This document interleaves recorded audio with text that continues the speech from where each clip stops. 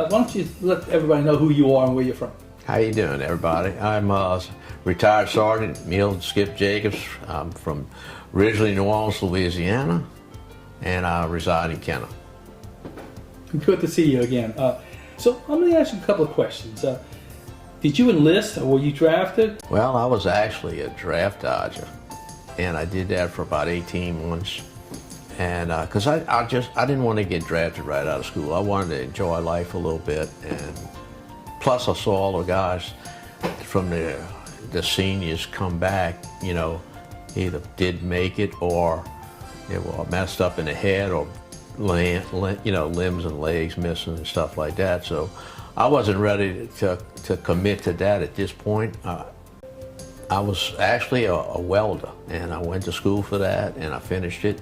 Where'd you go to school for welding? Delgado. I was doing a deal where you could go half of high school at Delgado and half at Martin Berman High School. And so when I graduated from high school, 6 months later I graduated with a 2-year college degree. Mm-hmm. And I was only out of high school 6 months. So how old were you when you enlisted in the Marines? I was 19 years old, and I turned 20 in boot camp. Were you married at the time? No, I was not married. I knew, you know, from guys' experience telling me don't be connected when you go there. As soon as I got to San Diego, I was a Hollywood Marine. I got off the plane and I handed the packet to the DI, and the next thing I knew, he slammed me into the concrete wall, and my head started bleeding. And he told me to shut up, and I went, oh boy, what an eye-opener this is going to be. We had 100 or so folks start, and we graduated like 40, something like that, between 37 and 40 people. And then, of course, we got to drink our first Coca-Cola in 4 months and smoke a cigarette if you did that, so it was kind of cool. We went by bus that afternoon. We had a couple of hours to go to PX and stuff, and that was the first free time we actually had for, you know, strictly freedom. And we went to Camp Pendleton, where we did ITR, St. Onofre, and we started ITR, Infantry Training Regiment. Now it's another 6 weeks. We didn't get to go home until we got our orders to go to Vietnam, and it was kind of hilarious when he, you know, everybody was going like, "Oh man, I'm going to Vietnam," and they told me I was going to Red Beach, Da Nang. Well, they said Red Beach, and I'm thinking World War II, you know, gold sword, Red Beach. Hey, I'm going to France. And they laughed and said, "No, man, you're going to Red Beach, Da Nang." You know, and I was like everybody else, "Oh, I'm going to die," you know. So, and then we came home for, you know, a couple of weeks, and then we had to go to some specialized training, and then we flew out of Norton Air Force Base to Gdynia Air Force Base in Okinawa, where we got shots and issued our camouflage, jungle utilities, and all that kind of stuff. So what was it like when you got to your first duty station? Well, when we was flying into country in Vietnam, I was looking out the windows and I saw all these primitive, medieval-looking huts and stuff, and I went, "Oh my God, man, these people got bows and arrows," you know.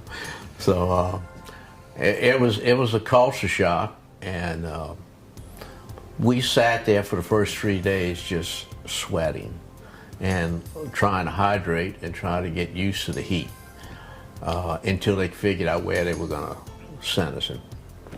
What type of training did you receive when you got to Vietnam? Well, they did. Most of it was get out there and do it, and then they would tell you the pitfalls, what you were doing wrong, why you were doing it. Get out there and do what? Go out there on patrol. Well, what you're doing is you're looking for the enemy. You're looking for the the bad guy, as they used to call it, and plus we see, try to make friends with the villages and all that kind of stuff, and trying to keep in mind to stay at least 10 feet apart. So if somebody opens up on the squad, you know, maybe they'll get one or two of us, but the rest of us will get the person that's, you know, and return the fire and get rid of the enemy that's firing at us. One of the biggest cultural shocks I ever got was I had this elderly mama sign, I'll never forget it, and she just squatted right there, right in the middle of the ville, and just went to the bathroom. And I'm like, huh? And she looked at me, like to say, what are you looking at? And I'm like, I'm dumbfounded, lady. I never seen nothing like that in my life.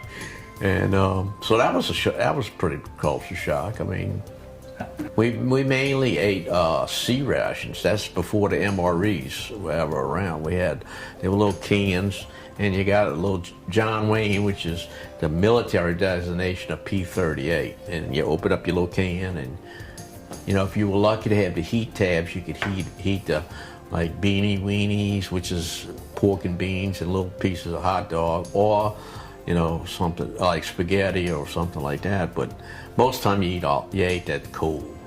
Now, when you went on like long range patrols, they gave us the long rats. They used to call long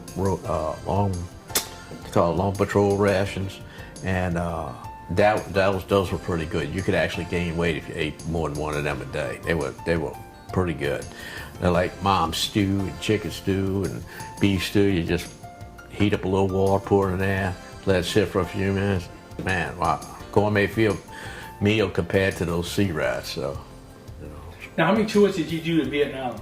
I did. I signed up for one and an extension, and then that got cut short because the Marines left in 1971, and since I had so much time left, I got to stay with the equipment and bring it back by ship, and that was an experience. Let me tell you, no part of the Navy for me. No. Once we hit the tail end of a typhoon, and we lost 2 Broncos off the back of the fantail. Now, what's a Bronco? That's a twin-engine observation, and it does have attack capabilities as well. They were tied down on the fantail, and they got blown off. The mast got broken off, and the first 5-inch gun mount came off. I mean, we had to go to Subi Bay to get all that damage fixed, just to you know, get us to California. And we didn't even get to California. We was like a day and a half out, and the steam turbine went out, and we had to get tugboats to come get us, sea tugs, to bring us to shore. I got wounded in Vietnam. I was doing the last offensive of the Vietnam War, and it was called Operation Lam Son 719, and I got shot. So, and of course I got fixed up. It wasn't that bad. And a matter of fact, I stayed wounded for 2 or 3 days before I had the corpsman fix it for me. So it just wasn't that bad. We got some shrapnel. I still got a piece in my arm right here that's coming out. Been to Air Force Base over there in Biloxi, and they took a couple of pieces out for me, and I let them keep it. The doctor was all excited, little young doctor. Can I have that? I had it long enough, dude. You can definitely have it. I don't want the damn thing. So, but yeah, that was an interesting thing.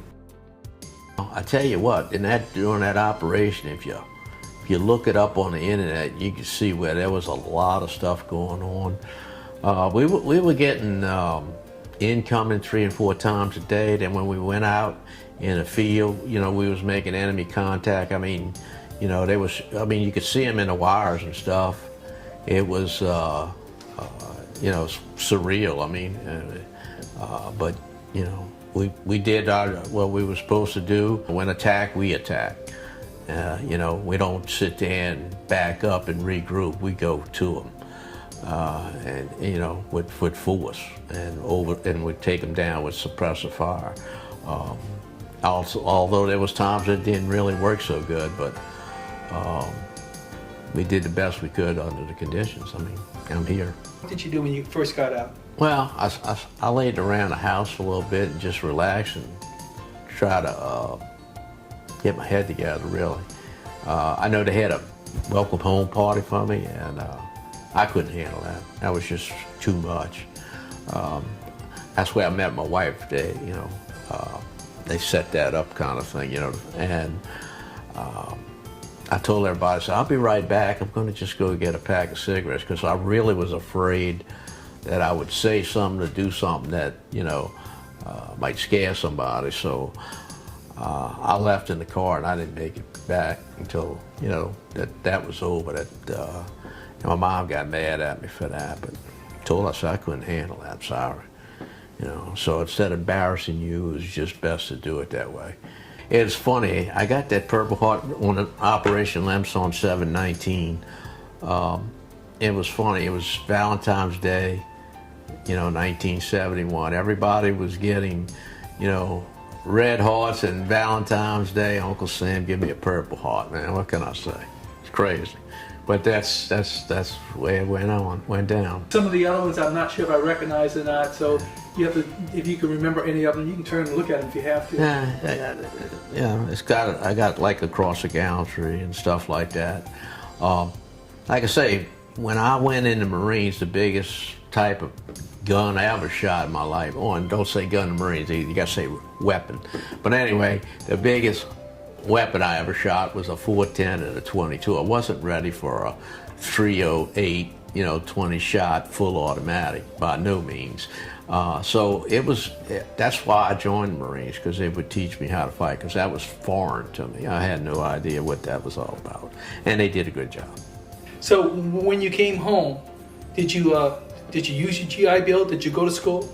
Yes, I went to Delgado Community College. I went back, and I was working on my law enforcement degree, or law, and I did get a 2-year degree out of it, and it helped me later on with my career with the Army as a civilian. In the VA, I got to give them this.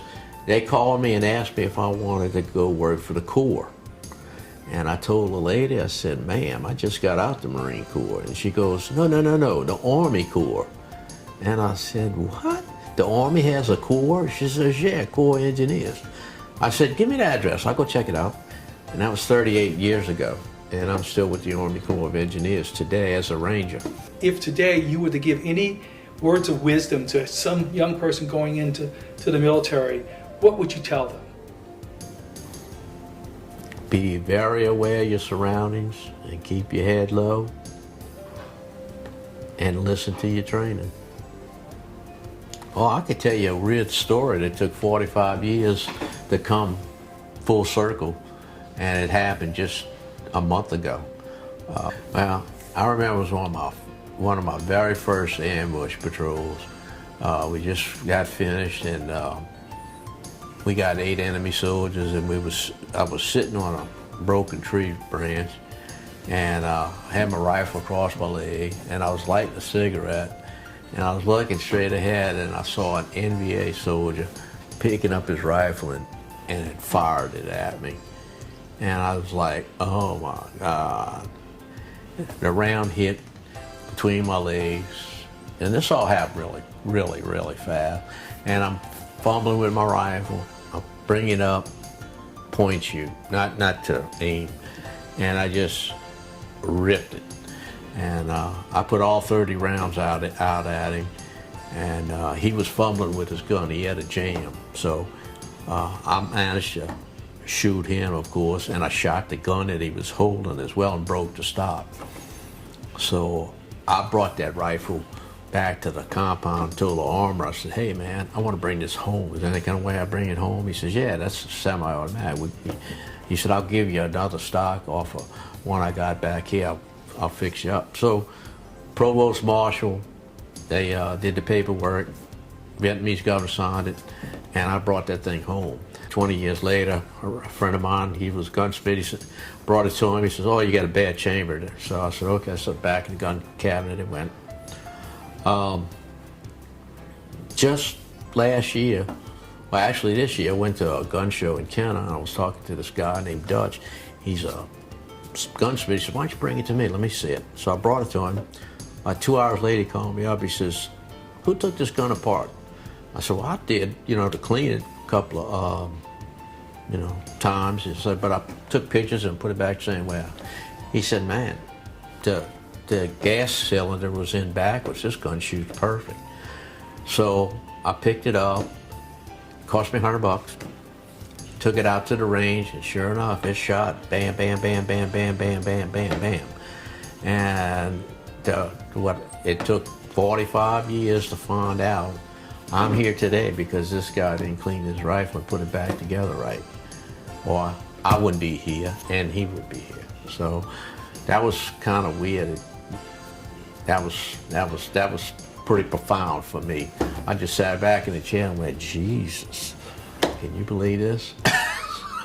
So there you go. So. Well, I, for one, appreciate you doing this interview to share with America, as I was mentioning to you. I also know that you're, kind of a shy man. You're not much one to boast, and so I appreciate the fact that you are sharing. And I wanted to understood that this was because you were asked to share, so others would know what was going on back then. Appreciate it, buddy. Yeah, I appreciate you doing this interview.